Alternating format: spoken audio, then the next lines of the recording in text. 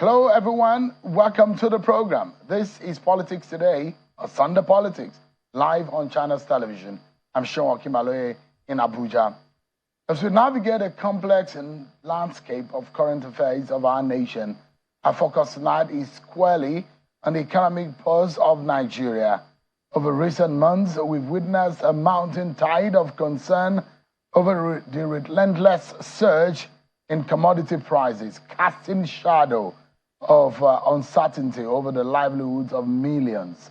From the bustling streets of Lagos to the tranquil villages of the hinterland, the resonance of this economic turmoil is palpable, underscoring the urgency of our discourse. But the economic narrative doesn't unfold in isolation. It is intertwined with the fabric of social unrest and grassroots agitation. Against the backdrop of rising prices, we are witnessing a groundswell of discontent culminating in the planned nationwide street demonstrations by the organized labor. This looming specter of protest serves as a stark reminder of the profound socioeconomic fissures that threaten to fracture the bedrock of our nation's stability. Tonight, we'll delve into the heart of these pressing issues, seeking clarity, insight, and above all, solutions. We understand that President Bola Tinubu has met with very eminent members of the private sector at the presidential villa in Abuja. Also, the federal government has met with members of the organized labor over the planned nationwide process. And the lawyer to the labor union, Mr. Femi Falana, has asked the Attorney General of the Federation, Mr. Lateef Fagbemi, to provide security for the demonstrators. He's replying the Attorney General, who had earlier wrote him warning against plans to hit the street by the labor groups. The Minister of Justice said, since the federal government was working on fulfilling items on the Memorandum of Understanding signed between the parties, there won't be any need for the street protest. But barring any last-minute change, the NSC will, on Tuesday, February 27th, and Wednesday, February the 28th, protest following the dramatic hike in the prices of goods and services due to the removal of fuel subsidy and the free fall of Naira, amongst others. The human rights lawyer, in a letter dated February 24 and addressed to the Attorney General of the Federation, he said, quoting Section 83, subsection 4 of the Police Establishment Act, empowers the Minister of Justice to provide security cover for the protesters. And that is a portion of what Mr. Falana, he said, while we'll have advised the members of the NLC to conduct the rallies scheduled of the February 27 and 28 in a peaceful manner, the Inspector General of Police to provide adequate protection to the demonstrators. Those are some of the words of Mr. Falana to the Attorney General. Of course, I will show you the letter written from the Office of the Attorney General to Mr. Falana, who is a lawyer to the labor. But it doesn't look like that protest has been ruled out. It might happen, but there are talks with the federal government. In all of these are issues of agitation. There are a lot of people who are disenchanted by what is going on in the country. But the question is, what is the way out of all of these quagmire? The exchange rate, the prices of commodities, all of these are getting a lot of people really concerned. Tonight, I'm being joined by a former governor of Ekiti State who is going to be giving us insight into really the way out. It was one of the promoters of the President Bola Tinubu presidency ahead of the 2023 presidential election. Mr. Adewole Adebayo joins us live from Lagos. Thank you so much, Your Excellency, for joining us tonight on the program. Show, it's nice to be here. Let me get your view, Governor Fayose, on what is going on in the nation today. You are one of the promoters of President Bola Tinubu, and you are one of those who believe it's his turn and who also believe that the president has the capacity to fix the myriad of challenges confronted by the nation. But what is going on right now? Well, to Nigerians, it's good evening from here. I want to thank you, Shehu, for reaching out to give me the opportunity to share my feelings and moments with Nigerians, and to let you know that it is sad that it got to this stage in our history. And it's unfortunate that Nigerians found themselves in this situation of hunger, so to speak. I want to plead with them that every reasonable leadership must identify with their pains, must share their pains, and it's a thing of concern. But let us lay a foundation for how we got here. I became governor in 2014, and I was privileged to serve under President Jonathan and President Buhari. And Nigerians, I'm sure, will not forget my efforts, my position to ensure that we don't get to where we are today. On every opportunity, at every opportunity, I speak my mind to power. I told President Buhari, when everybody believed that a savior came, I said, this is not a savior. This is not a savior. It was a government of total regret. And they took us this far. Today, the consequences of yesterday is manifesting, and it's so disturbing and sad that it's in this period of the presidency of President Tinubu. And I want to say that one thing bothers my heart, and I'll come to that, but I want to say that Nigerians know very well, without playing to the gallery, that the current, and I'm not watching brief for anybody. I'm not watching brief for President Tinubu. And I want to start again to tell you I am not a member of the APC, and I will never be a member. The moment this politics does not go the way I feel it should go at this age, I must step aside willfully and do the right thing and speak from the side of everybody, both the government and the Nigerian people. Let me equally tell you that President Tinubu inherited a dead economy. Whatever we say, there must be a president at a given time. The president of France, Charles de Gaulle, came at a very turbulent time for the French people.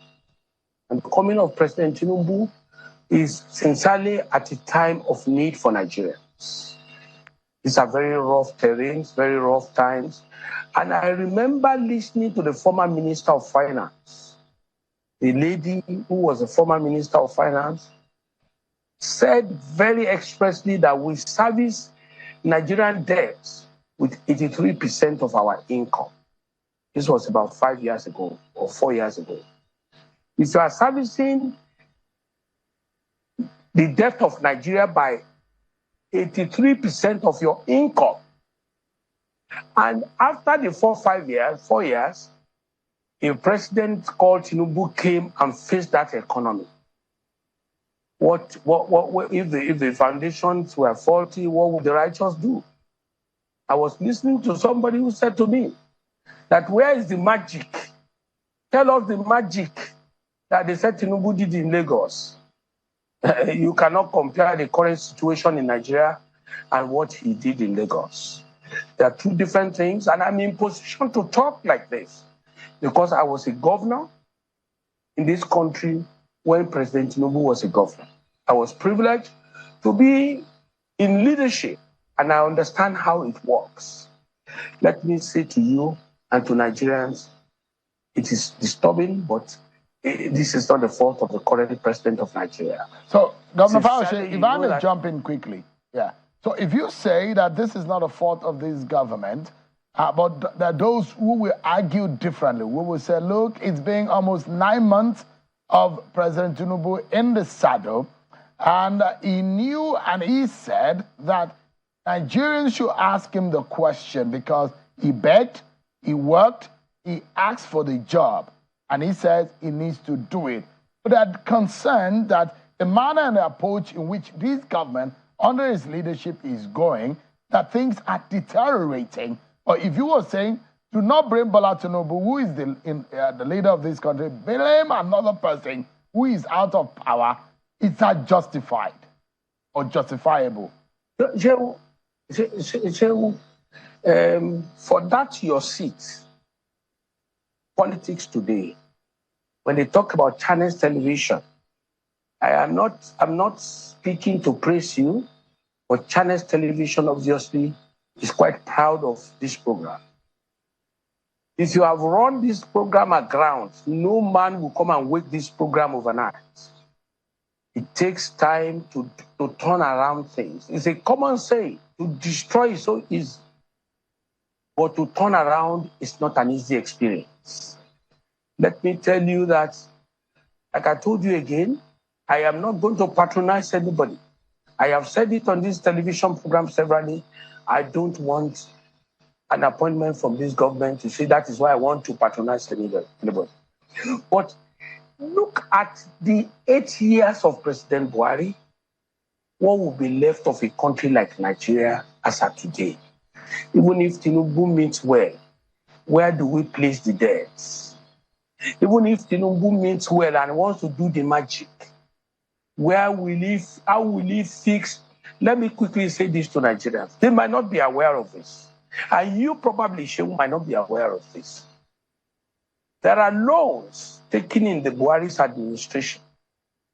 Some for 50 years with moratorium that will not start paying in 50 years. Some for 20 years. Children yet unborn will face this kind of situation the last administration has plunged this country. But the only thing I want to say to President Tinubu, without fear, favor, and let, the president should stop praising President Buhari. I watched live television program of the president telling the Nigerians that former President Buhari did well, served the nation. Let me say to you, that will cause a confusion in the minds of Nigerians. Yes, he's a member of your party. He's your leader. Sir, there are so many presentations we can make without celebrating a man who has put Nigerians into this predicament. There are things we dare not be saying. You can visit him, you can greet him, you can love him, you can appreciate him. That is personal to the president with all due respect. Coming to the television and saying former President Buhari did this, it was a blessing to Nigeria. Buhari is not a blessing to Nigeria also. Your Excellency, with all due respect to you. You remember that I was courageous enough to confront President Buhari when he was in office. And with all due respect to your person, I say to you, President Buhari was not a blessing to Nigeria. It drew us back to 50 years of our history. Today, you are engaging individuals you are seen in public actions, even in your office. I am not saying this to patronize to your Excellency. If you are not doing it the right way, we will say it. It's unfortunate. In your course of your run, you ran into murky waters. Stay out of President Buhari's mess. The situation in Nigeria today, let it be clear to Nigerians that, yes, I am the president. I asked for this job. I meant well. The economy that I met was a dead economy. Nobody can deny that. There's no miracle you can do in 9 months. Even if you are doing that miracle, let me say this to Nigerians as well. Nigerians are part of this mess. We are all guilty of this mess. The kind of government you have is a function of the people. Will President Tinubu be in every location in Nigeria to defend, to protect Nigerians? He has to rely on a number of people. He has to rely on individuals. Such individuals must be called to account. Is this President Tinubu that is driving one way most of the times? Is it President Tinubu that is taking kickbacks at the airport? Is it President Tinubu that is doing a lot of vices that is in our country? It is time for Nigerians to change our style, our conduct, our attitude. You can't win a battle when we are equally not doing the right thing. You can't fight a government, fight any government when you as Nigerians, we as Nigerians are not doing the Dr. right Fayose, let me jump in quickly. Yeah, so I mean, there are those who will debate the approach of President Tinubu and will say his policies are perhaps the reasons why we are here today. And one of such is a former vice president and presidential candidate of the PDP, Atiku Abubakar. There was a statement released today by the former vice president. And let me read to you a portion of that statement. And he's basically advising President Tinubu to walk the talk. And he's asking him to take a lesson from the president of Argentina. President Tinubu got into office in May of last year. In the same year, December, the president of Argentina got into office. He said both of them met a country that was troubled economically, but they are approaching things differently. Let me read a portion of what Atiku Abubakar said earlier today. He says, the examples set by President Milei are the requirement of leadership in a time when the economy has begun to fail the expectations of the people.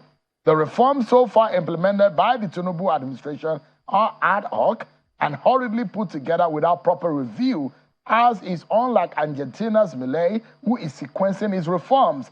President Milei anticipates the after-reform shocks and admits that things will be tough for the people, or is fully prepared for the aftershock and has in place mitigating pills. He walks the talk, he makes sacrifices himself by giving up perks of office. It is not business as usual for the presidency, while the people are called upon to make sacrifices. Argentina runs a lean government by reducing the number of ministries, privatizing nearly 40 state-owned enterprises, and reducing wasteful spending. Conversely, Tinubu in Nigeria increased the number of ministers and ministries and is spending enormous resources renovating houses for himself, his deputy, and the first lady. That is nothing short of Nero playing fiddle with Rome, while Rome is on fire. Those are the thoughts of former vice president Atiku Abubakar, who believes President Tinubu is not doing the right thing. He thinks that some of his approach to governance are ad hoc and hurriedly taken. Well, so I thank you very much for reading that piece by the former vice president. The first question, before I put in the first question, is I want to say to you, Phil, it is all easier said than done. The question to ask again is, it is easy to criticize. Every nation has its own peculiarity. In Argentina, do they have Boko Haram? In Argentina, how many languages are in Argentina? Today, you still see Nigerians fighting and talking about we are Fulani, we are Igbo, we are Yoruba, we are Hausa, we are Efik. There is a lot to contend with for a Nigerian president. I don't know what is happening in Argentina, so I don't want to say what I don't know about. But let me tell you, even if the Lord Jesus Christ or Muhammad come to be president of Nigeria, they will say the same thing. Let us talk about realities here. This is 9 months. When President Buhari was here, there were no ministers for 5 months. This man got in ministers in 2 months. When there were allegations against some of the ministers, he took action. Me, I don't want to go the issues of APC and PDP criticizing. When you criticize people, you must equally offer a voice to tell them what to do. In the instance case, a country servicing its economy, servicing its debt by 83% or 85%, what miracle will anybody do? We must talk to realities, not impossibilities. The case of Nigeria is quite different from the case of Argentina. When you see people, when they talk, look at the angle from where they are talking from. And I want to appreciate the former vice president for at least saying something. He has to say something. He has to show leadership. Because the strength of democracy is in the opposition. So President Tinubu should learn from what he has said anyway. But what I don't know, I will not come and defend here. But I know Nigeria has its own peculiarity. is there are a lot of things going on in our country. Even if you bring an angel, it will tell you that angel is not from Kaduna, it's not from Ibadan, it's not from Sokoto. This is how difficult a country Nigeria is structured. It's not easy. And let me say to you, what you don't have, you can't give. We can't deny the current situation our country is going through, except we are trying to, when they discuss Nigeria relatively with America, I say don't waste your time.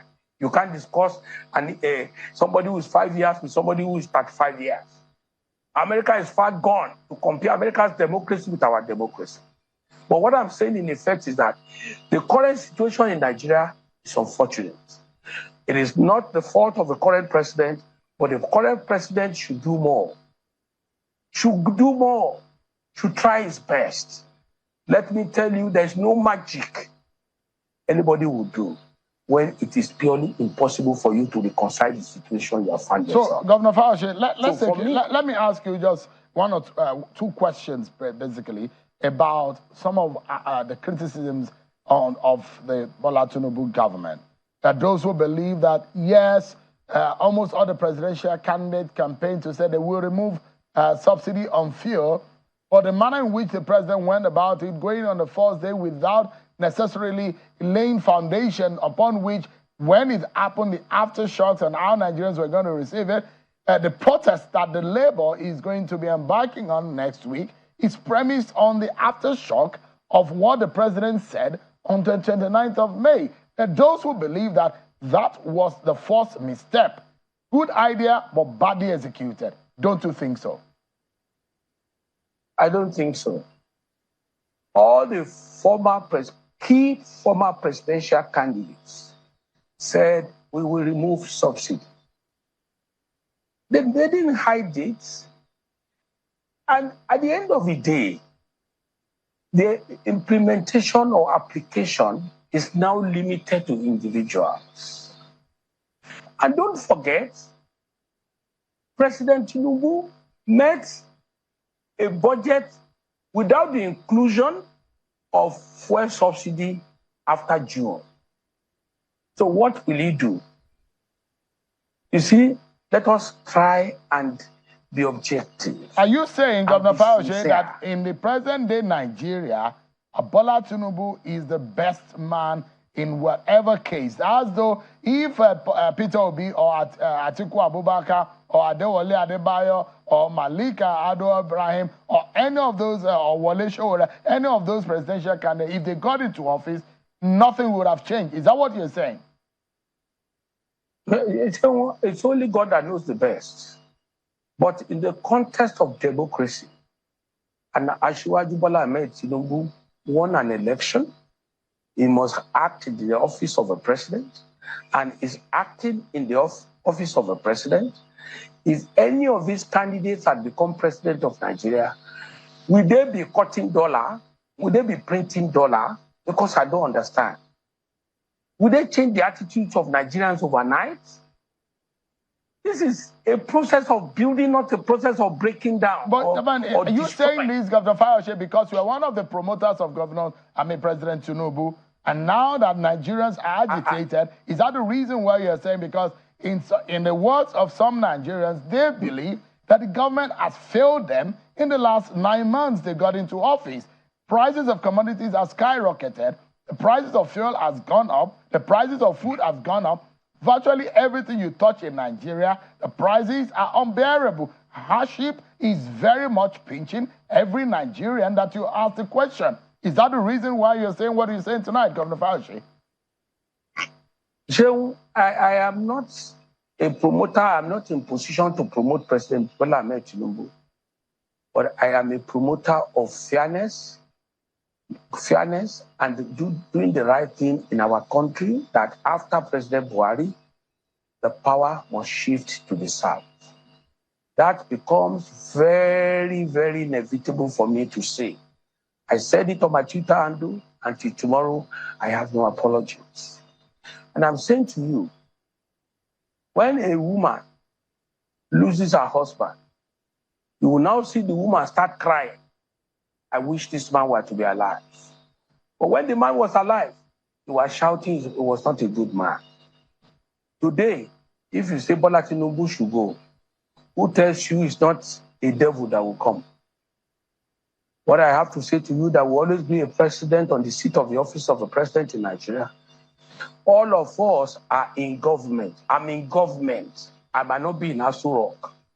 I am in position to check the excesses of the people around me. If we all change our attitude as Nigerians, what can Bola Ahmed do to stop people from doing the wrong things that they are doing? People park anyhow. People don't pay their bills. People don't do this. Is it Bola Ahmed Tinubu? If you don't have your wife sleeping at home or no children, it's Bola Ahmed Tinubu. Or if it's Atiku, then it's Atiku. If it's Obi, then it's Obi. What can anybody do? Oh, I have no interest because I'm not a member of their party. For you promoted him.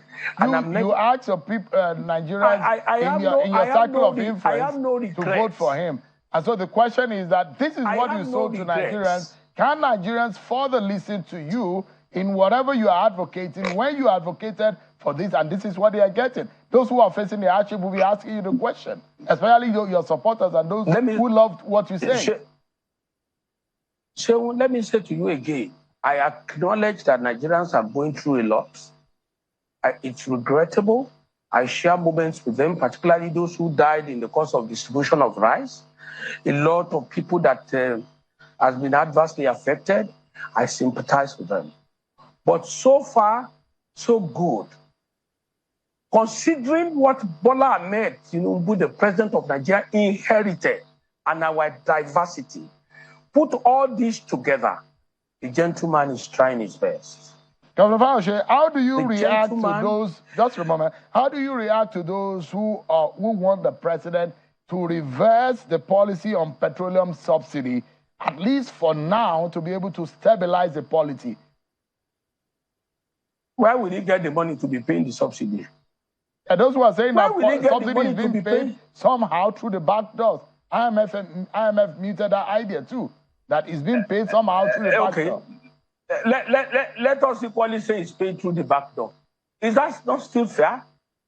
Then for that fuel to go to 1,000 or 1,005, if it's in his wisdom, he's using all that he can put in place to change or to assist to ensure this hardship does not go beyond what it is. You must commend him. There's no perfect man in this world. Then let me tell people, particularly about the strike or the protest of the Nigerian labor, they are entitled to protest. They are entitled to show grievance. They are entitled to speak on behalf of the Nigerian Labor Union. But let me say to you, let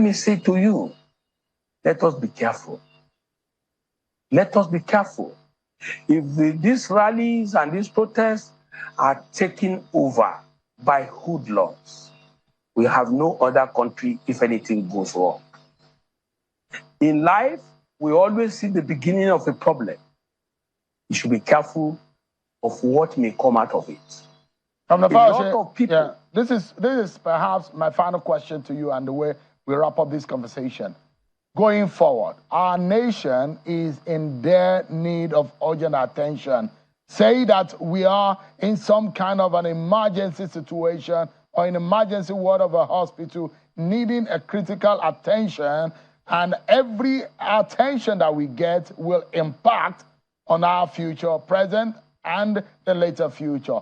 What do you think that the president needs to do to calm nerves and to change things around?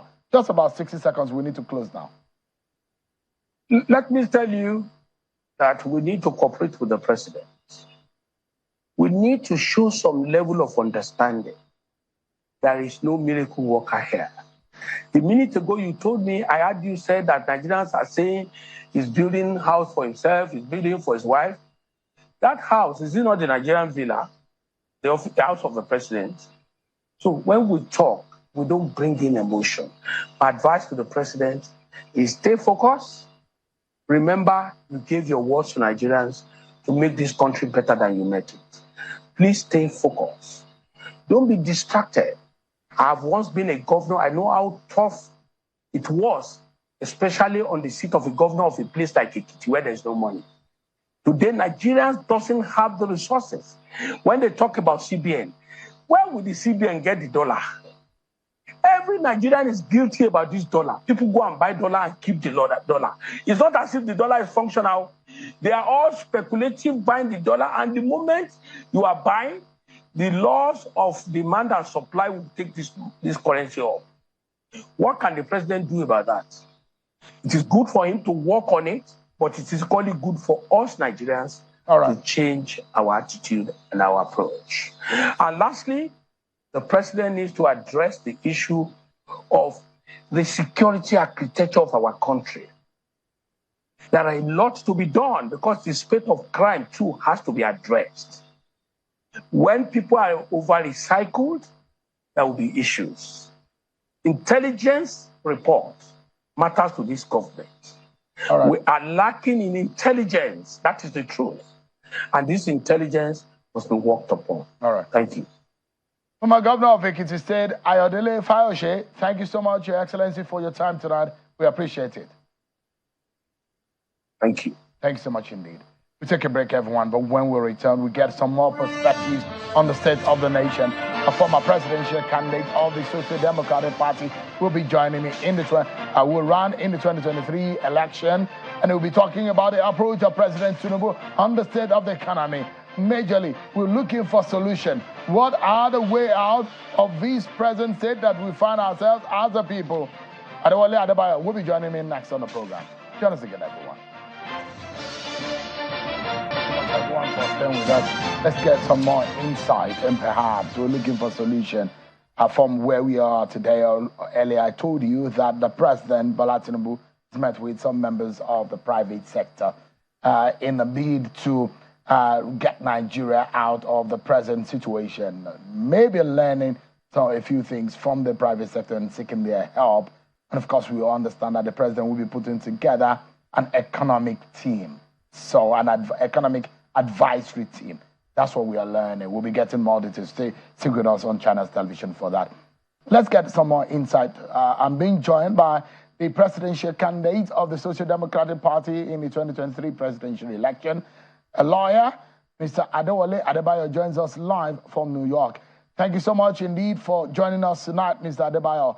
Let me get your view on the state of the nation. You are one of those who say that you can do better than what the president is presently doing. You campaign, you fought you battle to be the president of Nigeria. But what are your views on the current state of things? Well, thank you for inviting me, and good evening, Nigerians, and I say God bless Nigerians. First, I'm not surprised, but I'm disappointed. I'm not surprised because we predicted that this would be the outcome.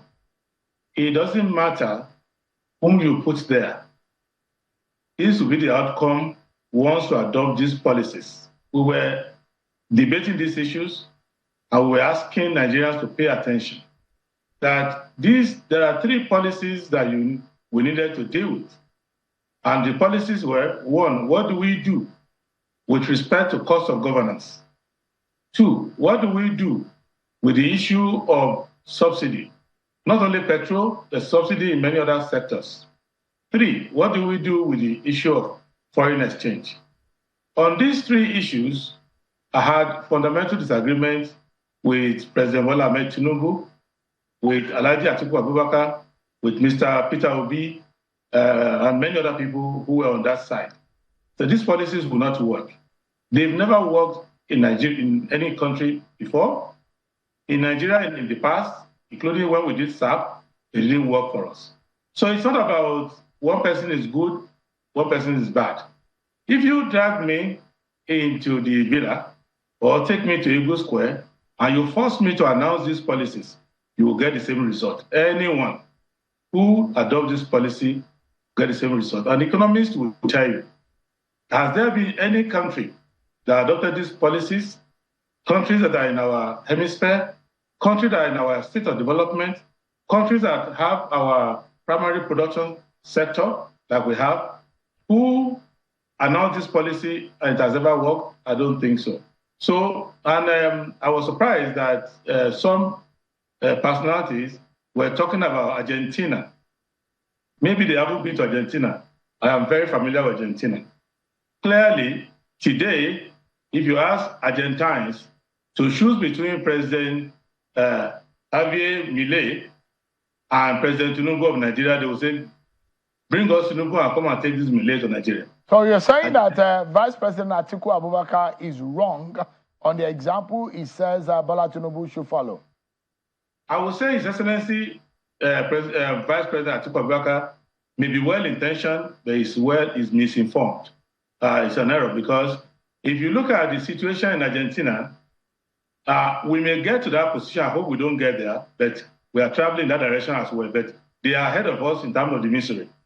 They had 1 month of 512% inflation. I don't know if economists can understand the temperature of 512%. They've lost virtually all their wealth. The person who is there is a school of thought in economics called Austrian school. That's where it comes from, libertarian school. He's slash and burn.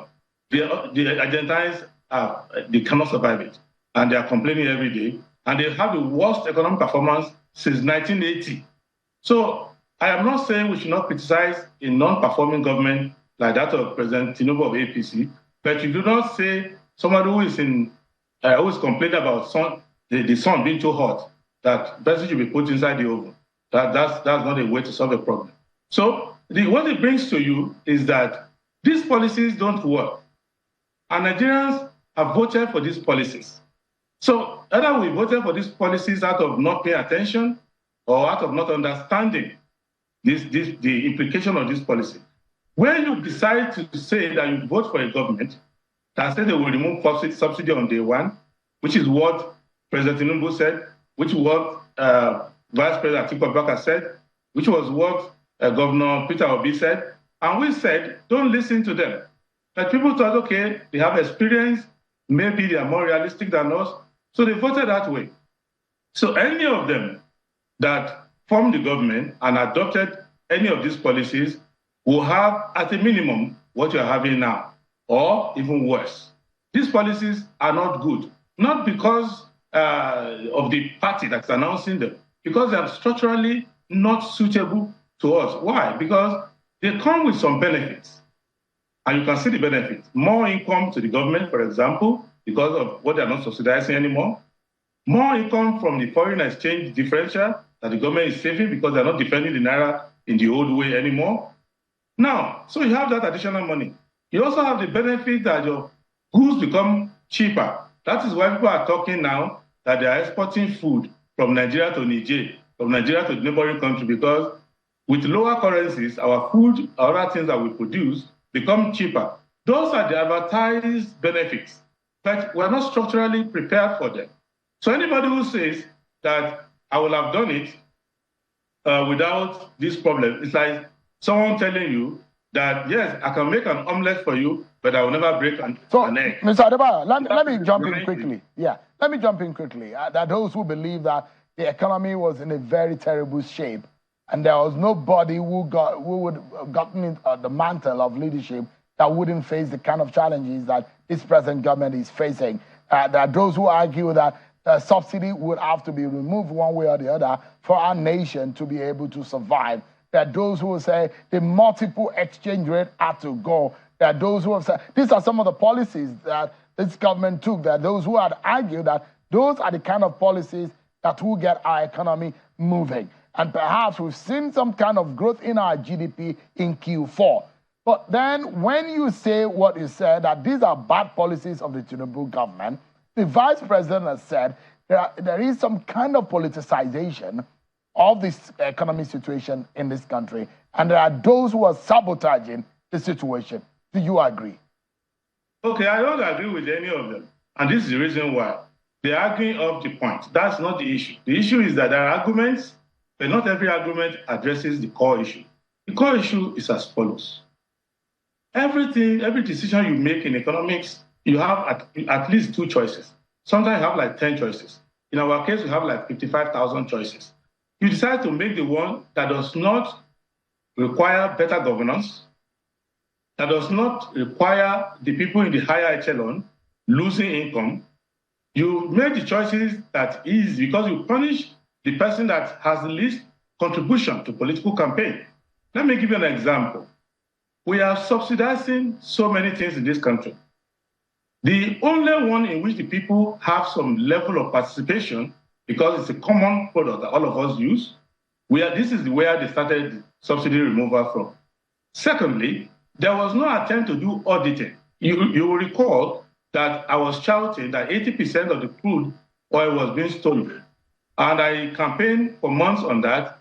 You will read the news today that President Tinubu, former President Obasanjo just came upon it and started talking about it.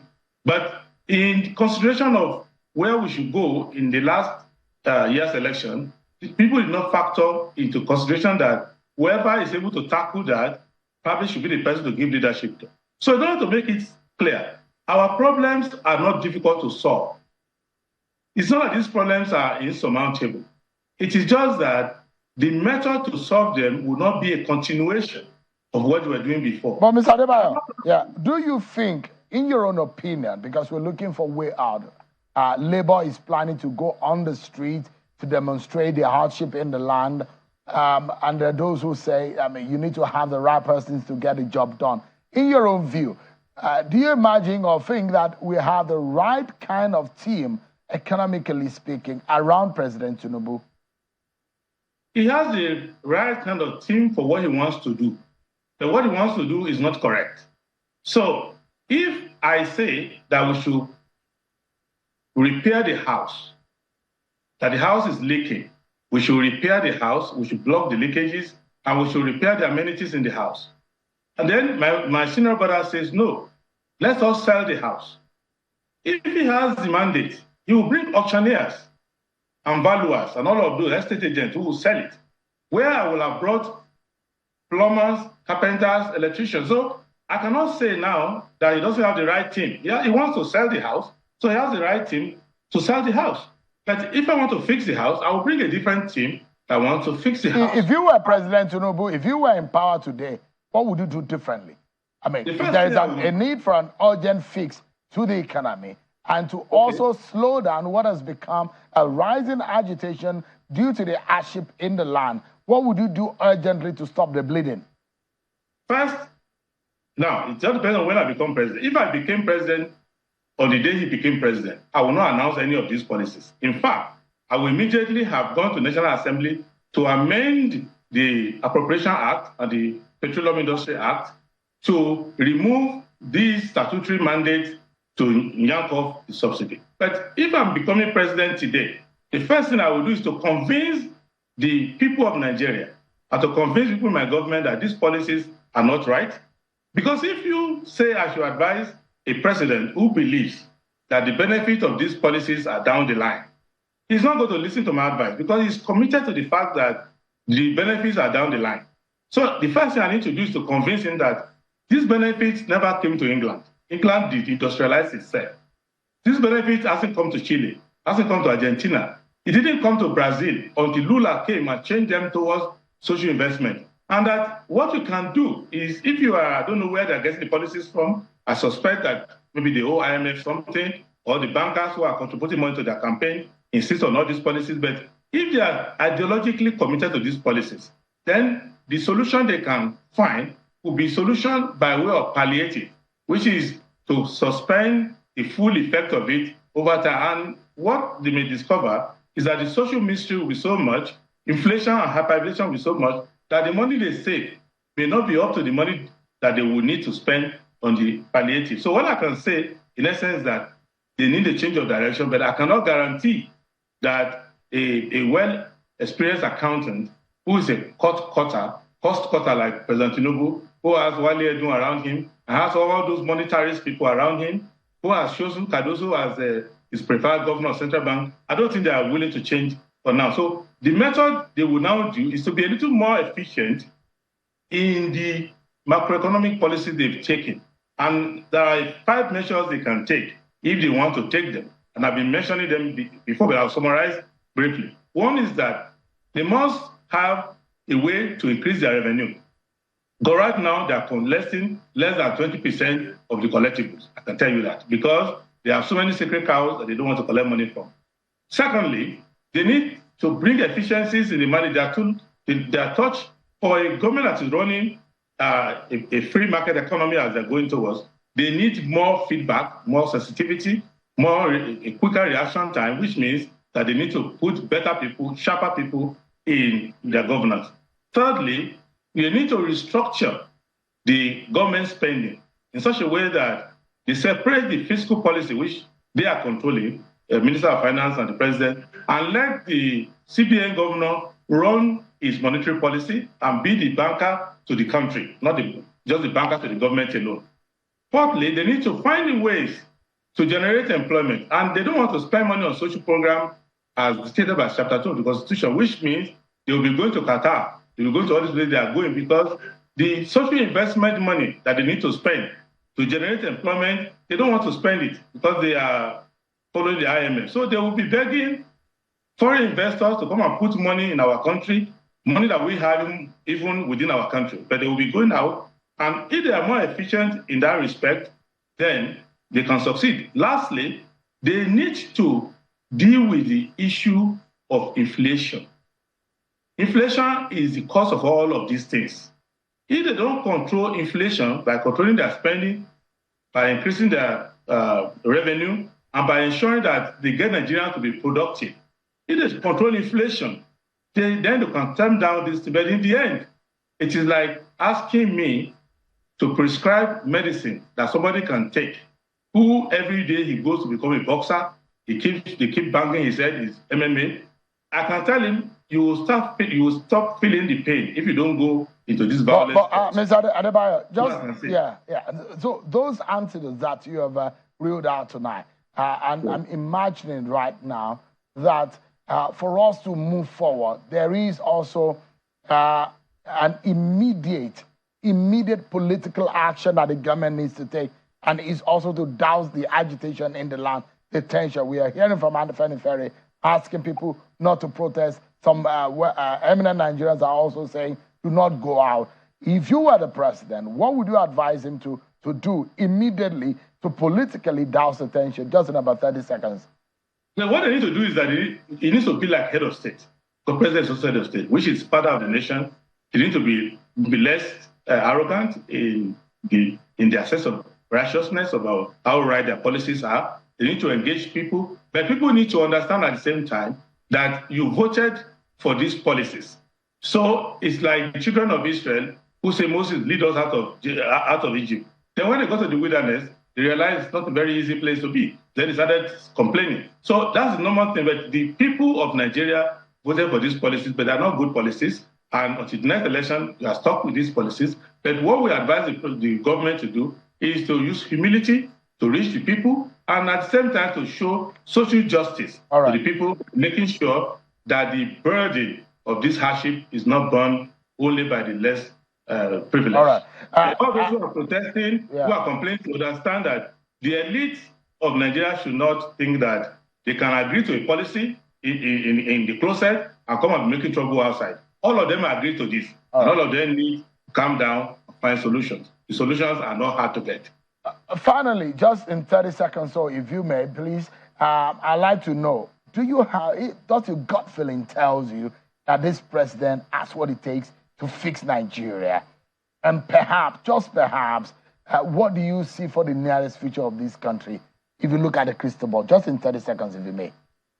I have a feeling that any person who is determined to fix Nigeria and who wants to listen to all Nigerians and carry everybody along and look for the best talent, not just from a political party only, will do well.